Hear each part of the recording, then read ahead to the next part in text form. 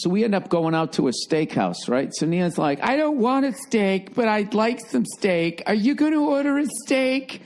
And it's like, yes. When in Rome. Hi. Hi. Did you just say hi to me? You say hi to the listeners, cutie. So Nia's just like, are you going to get a steak? I don't want steak. I didn't want a whole steak. I wanted to get tuna tartare, and I wanted the lump crab cake. Which is what you ordered. Yes, and I wanted a little bit of steak because I want to do a little surf and turf. Yes. So what does old Freckles do? What does old Freckles do? He orders, of course. What do you order? Billy Steakface. Oh, Billy Steakface. I ordered the bone-in ribeye. How the hell did that happen? Sorry. What just happened there? Somehow I moved and the volume got turned down. Anyways, I'll have to edit that part out. So anyways, old Billy Steakface, I order a bone-in ribeye. So Cutie Pie here starts getting frustrated. Starts making noise. And I don't want to be that guy at the restaurant with the baby that's crying, especially in a steakhouse. A steakhouse, you have a lot of people there in their second marriages. People who, didn't get married. Guys who are paying for a house that they're no longer allowed to go into. There's a lot of that going there. A lot of child support being paid. By some of these people who had to rebuild it again. So look at your belly hanging out. Look at your belly hanging out. What are you doing?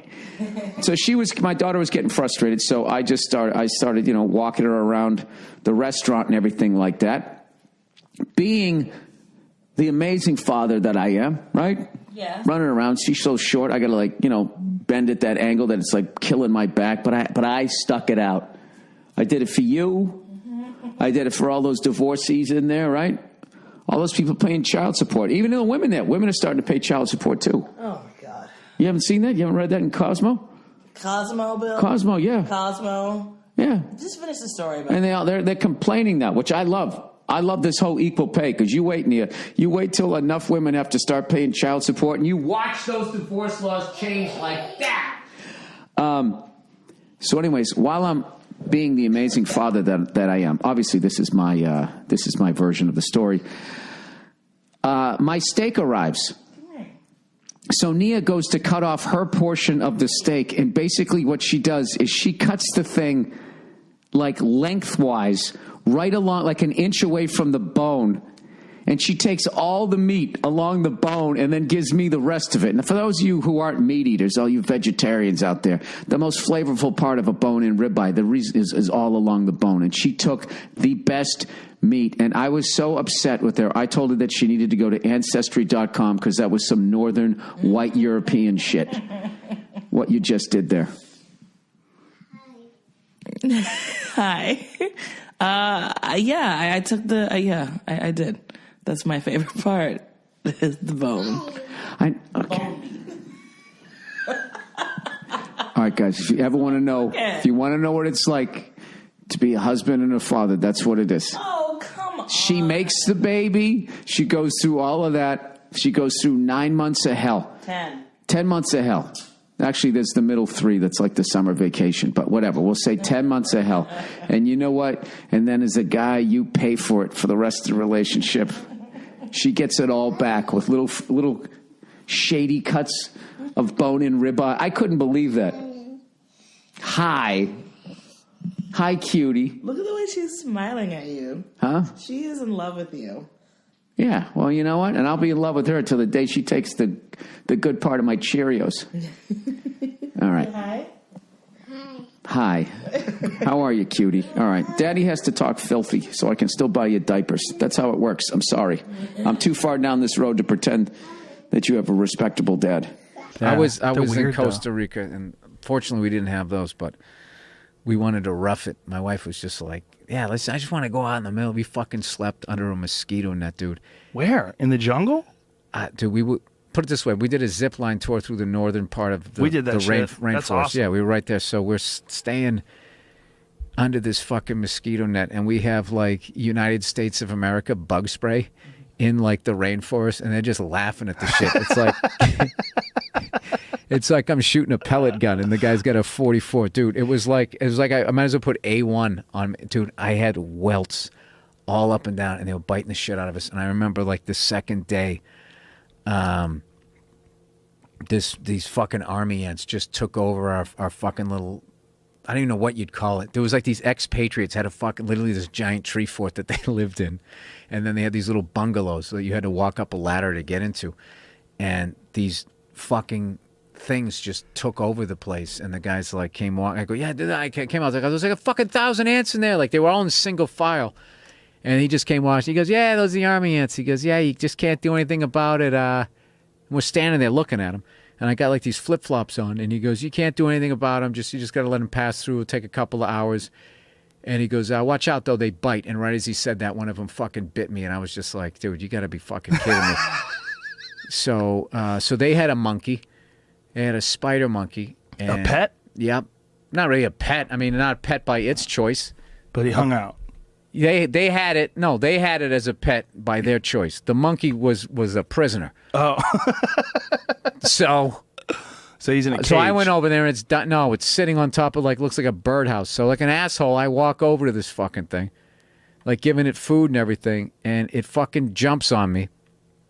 In 2 seconds, it jumped on me, inverted, had its tail wrapped around my neck, reached into my pockets, took my bungalow keys, and then ran up the fucking tree with the keys to my bungalow so I couldn't fucking get into it. And it all went down in like fucking like 0.3 seconds. The thing just went right up the fucking, I was standing there feeling subhuman. I was like, I just got outsmarted by this thing. Like, this is one for their side. And the monkey was up there looking at me. And I know it's fucking laughing at me going like, oh, you dumb motherfuckers, keep it right in your right front pocket. I get it every time. So then I was sitting there going like, all right, motherfucker, right? You want to have a battle of wits? Here we go. So I get some food, right? So I come down and I know I'm judging its fucking leash, how far it can jump. So I get all the way back down on its little fucking birdhouse, which was probably about 3 feet long. So I'm sitting there walking with the food, and it knows I want the key. And it's actually holding the fucking key away from its body, seeing if it can have its cake and eat it. Like a fucking human being. So, yeah. Wow. So I get the food, and what I did was I set it, I took a big chunk of whatever the fuck it was so it would need 2 hands. So it set down my keys. So it set down the keys on the other side of the fucking thing, and then it was slowly walking towards it. And right as it got to the food, this is why I'm a sadistic asshole, right as it got to the food, I fucking slapped the food off the house so it'd be out of its reach, and then I grabbed the fucking keys and ran, and this thing fucking leapt at me. Screamed. I swear to God, I could feel its breath, and I fucking made it away to the other side of it, and it was fucking pissed at me, and I was standing there. This is the middle of Costa Rica going, yeah, fuck you, motherfucker. Fuck you, right? So here's the funniest part, right? So I go to my bungalow, and I'm fucking still kind of pissed at that fucking thing. And I go in, unlock the door, and I'm sitting there for like 20 minutes reading a book or whatever. And then I just started thinking about the monkey, and I fucking looked out the window, and it was sitting there all by itself looking all sad and everything, and then I felt bad. So then I went and I got food, and I didn't have my keys this time, and I actually kind of made friends with the thing after that. But I felt, when I saw it all lonely and shit, I was like, you know what, this thing's a prisoner. It doesn't want to fucking be here, and I'm being a dick. I got to give it the food. Aww. So I gave it back to it. Yeah, I felt bad. That's a happy ending. I'm driving from the airport from Portland airport over to my fucking hotel. I swear to God, I saw 2 guys in their 20s on a bicycle built for 2. And then behind the guy, those 2 guys, was another guy. Do you remember those cars when you were a kid? If you had like a toy car, you got in it, right? It was made all out of metal, and then you pedaled it. Yeah, this guy had an adult version of that car. Riding behind the 2 guys on a bicycle built for 2. Now, this might seem harsh, and I might seem old school, but shouldn't they be getting this shit kicked out of them? I know in a perfect world, they should be able to do whatever makes them happy, but there's just something about that behavior where you're so begging for attention. You know what I mean? You just can't get on a bicycle. It's got to be a bicycle built for 2. It's got to be a little toy car, and you're a fucking adult in it with your goddamn hipster beard. Like, I don't know. I'm really disappointed with the bullies in the millennial generation. You know, you're letting a lot of stuff slide.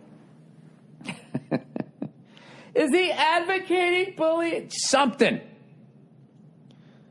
A fucking spitball? Anything? I mean, I was in the middle of the pack when I was in school. I got bullied, and I bullied some kids. You know, I was right in the fucking middle. You know, I was background. I wasn't cool. I wasn't a nerd. I was just one of those people that filled out your class picture. That's all the fuck I was, you know? And I just felt like this pressure, like that somebody is not doing the job needs to get done. I felt like sticking my head out the window like fucking ogre in that goddamn movie and just be like, nerds! Because I'm not going to be that guy where it's, happy wife, happy life. Oh, those guys are done. I watch whatever TV she wants to watch. I'm envious of them. Are you? Because they have the smoothest fucking life. Never lose their house.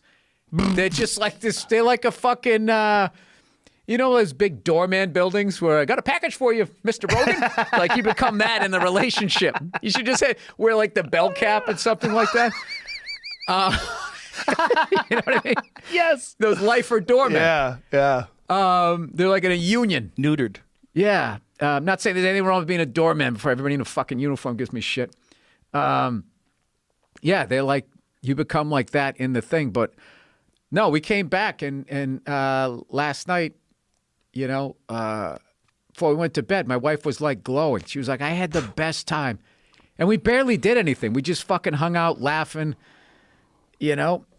You appreciate that a lot more once you have kids because you realize, like, this is a rare moment. This is hard to do. It's hard to get away. Yeah, I mean, yeah, it's hard to connect while someone's going, I want a popsicle. Yeah. Oh, fuck. I got to tell you this story. I always look at houses. You know, I'm not going to sell my house. I love this fucking place. As much as I bitch, that's why I bitch about it, because I love this fucking house. And I'm going to continue to fucking repair it. And I'm going to do the fucking homeowner 360. And when I have the whole thing fixed, I'm going to start over again on the first job because now it's going to be fucked up. Whatever I repaired at that point will then be fucked up. So anyways, there was this house for sale. And I went to go see it. And it basically had everything that you could ever want. Right? It was a beautiful house. You know, from the outside, it was a beautiful house. It had a fucking pool. It had a garage detached from the house with a room above it, which to me is like, oh, there you go. I got the kid. I got the house I got the garage with the fucking room above it. I put my drums up there, turn it into a drum room / podcast room. There you go. That is my fucking dream. So I go over to go look at this fucking place, right? Knowing full well I'm not going to fucking buy it. Because I can tell at this point, having bought a fucking house that needed all the work it does, but as I'm driving up to it, I can already see the fucking windows need to be replaced and it needs a new roof. Even though they told me, you know, we checked out the roof there. We had some inspectors. They said it's fine. Oh, yeah? Is that what they said? Why are all these water stains all over the side of the fucking house? What's that about? I like how the windows don't fucking they're not flush. Look at that. Look at the rot around all of those fucking windows. This house, I can tell you right now, is already a borderline teardown. And I haven't even gotten into it yet. So I walk into this fucking house and holy shit. Holy fucking shit, dude. I took a tour of this house. There was 3 separate times that I thought I was going to get murdered. All right? First of all, we go to look at the room above the garage first. And there's just this moss growing on the side of the house, which I don't know if it was mold or if it was moss. It was fucking green. And the guy trying to sell it is, you know, he's doing his best going, you know, it's a mother-in-law suite. You can fucking do this. You can do that. There's room to add a little more onto the garage. And I just point to I'm like, what is that? And he goes, yeah, well, you know, it definitely needs a little bit of work. And so I go into the house and there's this random guy living there who isn't the owner, who has a ponytail. It's sparsely furnished. It was made in the 1920s, so it's already like creepy. You can already feel how many people have lived there and are now dead. And we just walk around the house. It got remodeled sometime in the 90s, yet it still had the fucking, Lon Chaney Jr. vibe of it from the 20s. And I go downstairs. It was like a basement, which they just don't have out here. And the guy's like, you can make this into a TV room. And there was all like these fucking files and film and all this shit down there. And I'm like, you know, that was the first time I was thinking about like Saw or the Blair Witch. And I'm like, all right, can we go back upstairs? So we go back upstairs. We go all the way upstairs. Then there was this random like teenage girl living there that was the daughter of the dude downstairs who lives there, but I don't know, it's not his house. And we look up there and there's this stuffy fucking smell. And then as we go down to go to the master bedroom, they said, oh, the owner is just to let you know, the owner is there. He's in the house, which usually they fucking leave. There's all these people just there and this fucking cat just sitting there looking at me. And I do the after you to go to the master bedroom, and he does the after you to me, and then I didn't want to be rude, so now I'm walking towards the master bedroom down this creepy fucking Transylvania hall with the guy Smiley real estate agent behind me, who, you know, I'm sitting there going like, he's regular looking, good looking guy. That was to make me feel safe, and now I'm fucked, and I'm walking towards this fucking door. And I open the fucking door. And I look in there, and I swear to God, there's this guy with like gray skin, totally fucking bald, like the landing strip, and then like, you know, like the little fucking Mr. Whipple fucking hair around the side that he sort of dyed at some point, but now it was like this gray. He was totally gray. You could see the veins on the side of his head like Clint Eastwood, but not like I wouldn't want to fight Clint Eastwood. More like, did this guy die and then come back? And he was sitting down, hunched down. I think he was typing on the side of his bed. The place was a mess, and he just sort of looked over me and just went like, hey. He looked like the fucking dad in the Texas Chainsaw Massacre. And I was just like, what the fuck? So I went like, hey man, how are you? I sort of stepped around him, and then when I went to look into the bathroom, which I did for fucking 2 seconds, you know, trying to feel the backside pressure, by the way. You know, like when a quarterback doesn't feel the rush, you know, trying to feel that fucking axe that was about ready to go into my back. I look into the bathroom, and all along the bathtub, this guy had knee-high dress socks drying on the, and I was just like, ah! And I was just like, all right, man, I'll fucking see you later. And you ever see that walk racing that was a big fad in the 70s? I did that right out of that fucking house. And I said to the real estate guy, I go, Jesus Christ, I can see why this has been on the market for so fucking long. How the fuck are you supposed to sell it when the goddamn creep keeper is creep keeper, the crypt keeper? I'm like verbally dyslexic. Forget about trying to read. Is sitting up there.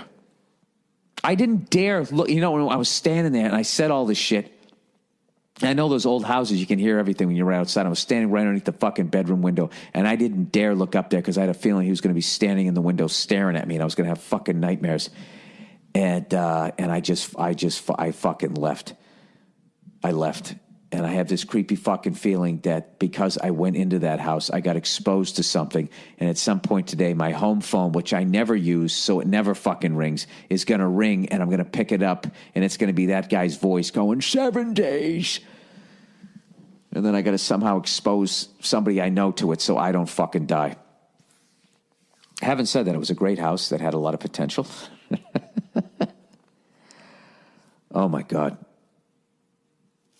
Jesus Christ, that house needed a giant fucking hug. Needed to get that guy out of it, and you needed to buy all the sage in the state of California and fucking set it on fire. And one thing either happens, either it burns out all the spirits or it burns down the house and you start over again. Having said that, though, despite how fucking creepy it was, the fact that it had a room over a garage, that's the only way I would ever leave this house, is if I could find a fucking house. You know, I don't know. I got to get out of this fucking state.